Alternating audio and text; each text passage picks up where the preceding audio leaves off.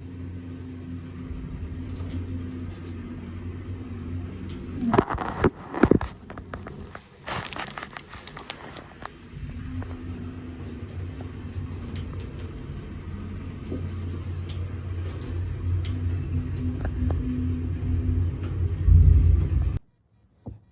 दोस्तों, आप लोग कैसे हैं?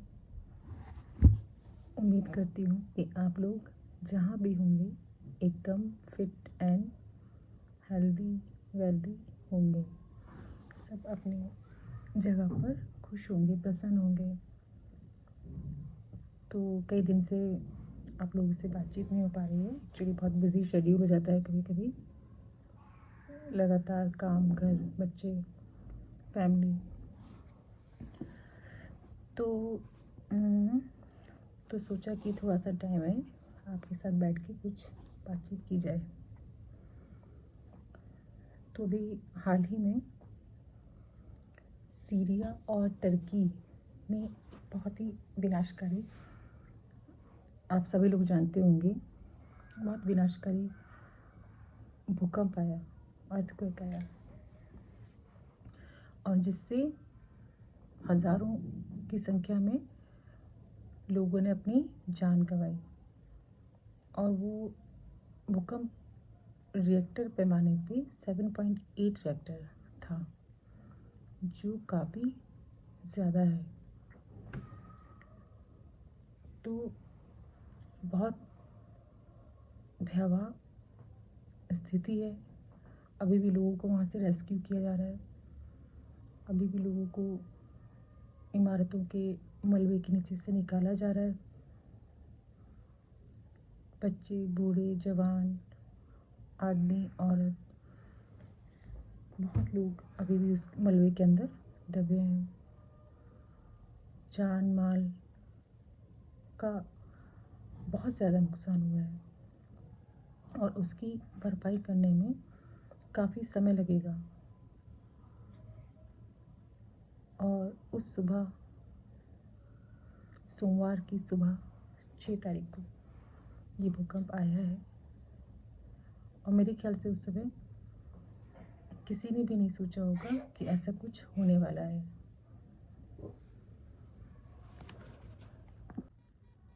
सुबह सुबह का समय,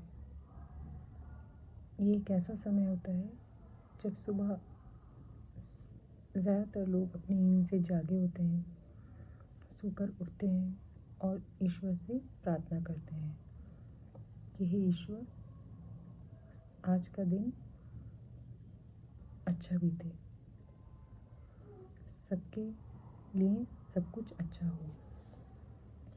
लेकिन वो दिन, वो सुबह होता कुछ और है।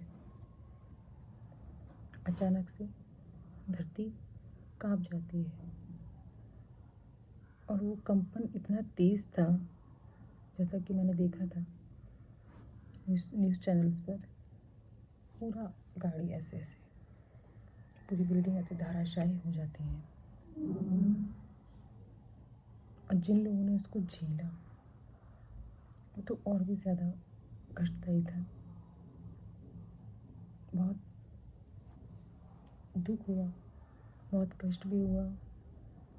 जितनी बार देखा उतनी बार दुख हुआ, जितनी बार सुना उतनी बार दुख हुआ, जितनी बार पढ़ा उतनी बार दुख हुआ। तो गलती, मैं हमेशा बोलती हूँ, इसमें गलती है तो हम लोगों की।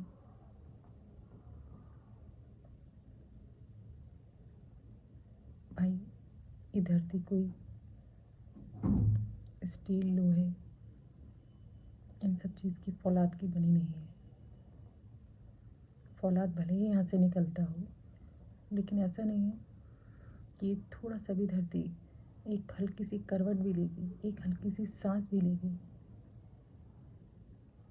तो जो इस धरती पे रहते हैं, जिनके घर बने हैं, तो वहाँ तकलीफ तो होगी। तो उसी के ऊपर एक कल वैसे बैठे बैठे एक छोटी सी कविता लिखी थी। अब देखते हैं आप लोगों को कैसी लगी तो मैं सुनाती हूँ। इस कविता पर गौर फरमाएं। हो सकता है थोड़ी बचकानी लगे, लेकिन ये मेरी इनर फीलिंग्स थी जो मैंने कॉपी पे उकेर दी, जो मैंने कॉपी पे लिख दी। ऊंचे ऊंचे पर्वत काट कर, ऊंचे ऊंचे पर्वत काट कर, उन पर लंबे रास्ते बनाकर, ऊंचे ऊंचे पर्वत काट कर उन पर लंबे रास्ते बनाकर, आसमान में उड़ती पंछी जैसे हवा में उड़ते वायुयान बनाकर, विशाल समुंदर में तैरती मछली जैसे, विशाल समुंदर में तैरती मछली जैसे, ऐसे पानी पे तैरते जलयान बनाकर, गगनचुंबी इमारतें बना, गगनचुंबी इमारतें बना, धरती से आकाश मिलाकर, धरती पर फर पर दौड़ लगाते, 2 और 4 पहिया वाहन बनाकर, सड़क से इतर लौह पथ पर इतराती, सड़क से इतर लौह पथ पर इतराती, रफ्तार की रानी लौहगामिनी बनाकर, धरती से सोना उगलाकर, धरती से सोना उगलाकर, हीरे की चमक बिखराकर, कंप्यूटर को ज्ञानी बना, इंसान को लाचार बनाकर, धरती को रोज रोज नोचते इंसान, धरती को रोज रोज नोचते इंसान, पेड़ों को काट आशियाना सजाकर, धुआं धुआं होती धरती और आसमान, धुआं धुआं होती धरती और आसमान, फिर भी उसको अपनी तरक्की बताकर, धन दौलत को खुदा समझ, धन दौलत को खुदा समझ, कागज के नोट बनाकर, अमीर गरीब को बांटकर, ऊंच नीच का भेद बढ़ाकर, अमीर गरीब को बांटकर, ऊंच नीच का भेद बढ़ाकर, अपने पर नाकर अभिमान, अपने पर नाकर अभिमान, ऐ इंसान ना बन तू भगवान, धरती की मिट्टी से तू बना, धरती की मिट्टी से तू बना, मिट्टी में ही मिल जाना है, फिर काहे इतना इतराए, फिर काहे इतना इतराए, संभल जा सुधर जा अब, उसकी एक नन्ही सी आह से हो जाता है तू कितना हैरान, सोच जरा तू तो युग युग से गोद रहा, सोच जरा तू युग युग से गोद रहा, धरती माँ को विशालकाय खंजर चुभाकर, धरती माँ अब हो गई है छलनी, धरती माँ अब हो गई है छलनी, आँखों में है खून के आंसू, दिल में दर्द के हैं नश्तर चुभे, फिर कैसे जा पाएगा तू, फिर कैसे जा पाएगा तू, उसके क्रोध से खुद को बचाकर। तो ये कविता कैसी लगी प्लीज़ ज़रूर शेयर करें, बताएं। बस जो मन में आता है वो लिख देती हूँ, जैसा भी लगता है। मेरी बात तो बार बार वही रिपीट होती रहती है कि जो हम लोग इस अर्थ के साथ कर रहे हैं अच्छा नहीं कर रहे हैं। अब हमें खूब प्लांट्स, तो बहुत टाइम से चल ही रहा है, खूब प्लांट्स लगाना चाहिए, पेड़ों की कटिंग कम कर देनी चाहिए, बहुमंजिला इमारतों का बनना बंद कर देना चाहिए। आई थिंक कि ये बेस्ट है, इससे बहुत अच्छा रहेगा, हम अपनी धरती माँ को बचा पाएंगे और आने वाली जनरेशन को हम अच्छा सा जीवन दान दे पाएंगे, उनको हरी भरी धरती दे पाएंगे।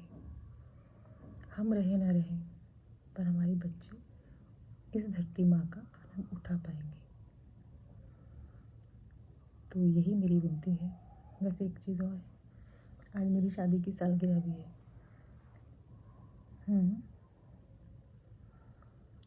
तो ये कविता कैसी लगी इसके बारे में मुझे ज़रूर बताएं। मुझे कमेंट्स में कमेंट करके बताएं और प्लीज़ अगर चैनल को सब्सक्राइब नहीं किया है तो please like share and subscribe to. आप सबका शुक्रिया, बहुत बहुत धन्यवाद। Thank you so much. Till then bye bye, take care of you. अच्छा दोस्तों, एक चीज़ बोलनी थी कि जो कविता मैंने लिखी है इसको मैंने यूट्यूब पे पोस्ट किया है, कम्युनिटी पे। फर्स्ट टाइम किया है, मुझे नहीं पता कि वो कहाँ से कैसे शेयर होता है, उस पर किया है। तो ना आप लोग उस पर जाके भी इसको रीड कर सकते हैं। Okay, thank you so much. बताइएगा आपको ये कविता कैसी लगी। ये कविता नहीं, थोड़ी सी मेरी फीलिंग्स थी जो मैंने कागज़ पे की थी। Till then bye, take care of yourself, your parents. अपने मम्मी पापा को समय दीजिए, उनके साथ अपना कीमती समय व्यतीत कीजिए, यही उनकी अनमोल धरोहर है। उनको समझिए, उनको रिस्पेक्ट कीजिए, उनको इज्जत दीजिए, उनको और इसके अलावा कुछ नहीं चाहिए। तो अपना ख्याल रखिए, अपने माँ बाप का भी ख्याल रखिए। वो आपकी जब छोटे होते हैं तो आप उनकी ज़िम्मेदारी होते हैं, और जब आप बड़े हो जाते हैं और वो थोड़े से बूढ़े हो जाते हैं तो ये आपकी ज़िम्मेदारी है। शान से उनकी सेवा कीजिए। Till then bye, take care of yourself.